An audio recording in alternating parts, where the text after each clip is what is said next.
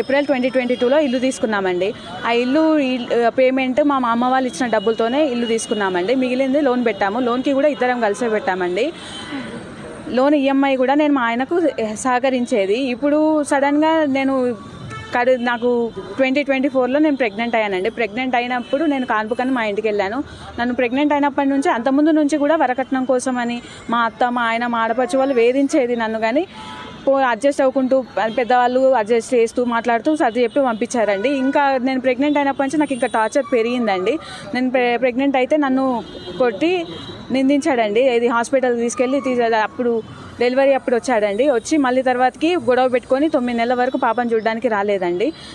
అప్పుడు మళ్ళీ పెద్ద మనుషులు మాట్లాడి పంపిస్తే అప్పుడు తీసుకెళ్తానండి. అప్పుడు కూడా తీసుకెళ్లకుండా మా సొంత ఊరికి తీసుకెళ్ళి, హైదరాబాద్కి తీసుకురాకుండా సొంత ఊరికి తీసుకెళ్ళి అక్కడ మళ్ళీ గొడవ చేసి నన్ను కొడితే మా వాళ్ళు వచ్చి తీసుకెళ్లారండి.